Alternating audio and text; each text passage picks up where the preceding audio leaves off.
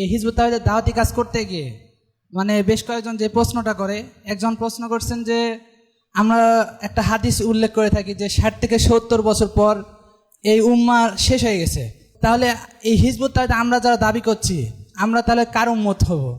আল্লাহ রাসূল যে ইসলামটা কায়েম করে দিয়ে গেছেন, হেদায়া, ইসলামের একটা লক্ষ্য আছে না, সেটা হলো সমগ্র বিশ্বময় জেহাদের মাধ্যমে আল্লাহর এই দিনটাকে কায়েম করা, এটা না লক্ষ্য? আচ্ছা, এই লক্ষ্যটা দিয়ে তিনি উম্মাকে তৈরি করেছেন না? যেমন আমরা আপনাদেরকে একটা লক্ষ্য দিয়ে কিন্তু অনুপ্রাণিত করছি, তাই না? সেই লক্ষ্য অর্জন করার জন্য সাহাবীরা রক্ত দিয়েছেন, যুদ্ধ করেছেন, বাড়িঘর ত্যাগ করেছেন, আহত হয়েছেন, রক্তাক্ত হয়েছেন, লক্ষ্য। আচ্ছা, লক্ষ্য হারিয়ে গেলে এটার আর কোনো মূল্য থাকে?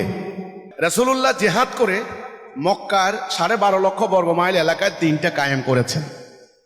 রাসূল ওনার দায়িত্ব পূর্ণ করেছেন।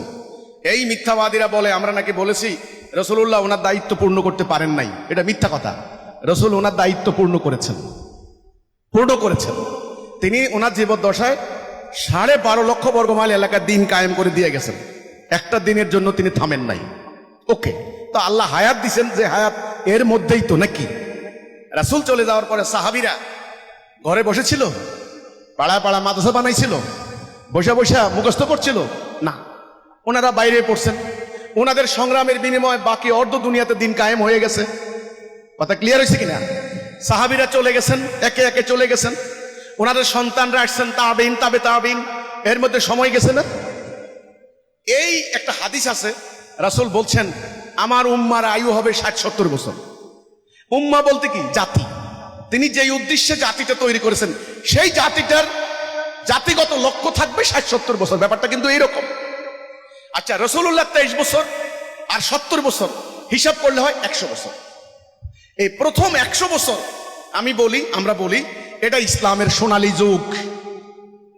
এরপরে দেখেন উমাইয়া আব্বাসীয় মারামারি, হানাহানি হয়েছে কিনা? রাসূলুল্লাহর কলিজার টুকরা রাসূলুল্লাহর নাতি ইমাম হুসাইনকে ওনার পরিবারের সদস্যদেরকে হত্যা করে কারবালার ময়দানে কি কাণ্ড করলো আপনারা বলেন? এটা কি ইসলামের শিক্ষা? তার মানে ইসলামের আসল আদর্শ, আসল উদ্দেশ্য শুরু হয়ে গেছে, হারানো শুরু, স্টার্ট। কোরআনকে হারাইছে? কোরআনকে হারাইছে? নবীর নামকে হারাইছে? না, উদ্দেশ্য হারিয়ে গেছে। মানে একত্রিত হয়ে একজন নেতার নেতৃত্বে জানমাল দিয়ে দিন প্রতিষ্ঠার এই লক্ষ্য, এটা হারিয়ে গেছে। এটা যে হারাবে রাসূল নিজে বলেছেন।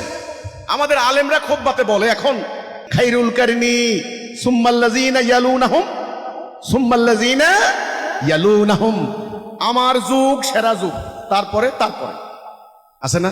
আরেকটা হাদিস, প্রথমে নবুয়ত, প্রথমে কি? নবুয়ত, তারপরে নবুয়তের আদলে খেলাফত, তারপরে মুলুকিয়াত, তারপরে আসবে জাবারিয়াত, এরপরে আসবে আবার নবুয়তের আদলে খেলাফত, খেলাফা আলা মিনহাজিহিন নবুয়া। এটা আল্লাহ রাসূলের হাদিস না? হাদিস কি না? তার মানে রাসূল নিজেই বলেছেন যে আসলে ইসলামের যে আসল রূপ, আসল চেহারা একটা পর্যায়ে এটা বিকৃত হয়ে যাবে। আজকে তাই হয়েছে না?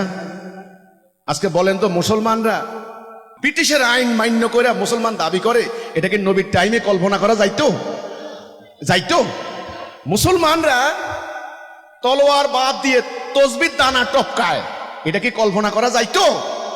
আমাদের এক সদস্য সৌদি আরব গেছে, সৌদি আরব থেকে আসার সময় আমার জন্য এটা আনছে। আমি বললাম আনছোস এখন তলোয়ার আনতি, কি আনলি? আচ্ছা, আমার কথা হলো, আপনি বলেন তো মুসলমানদের হাতে এ ধরনের তসবিহ ছড়া কোনোদিন ছিল?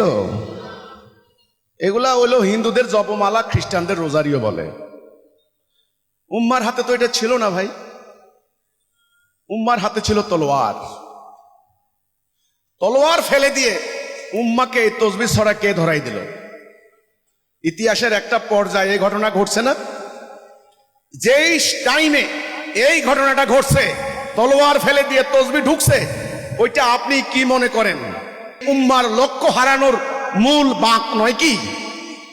আজ আমাদের এই দুর্গতির কারণ জিহাদ ত্যাগ করা।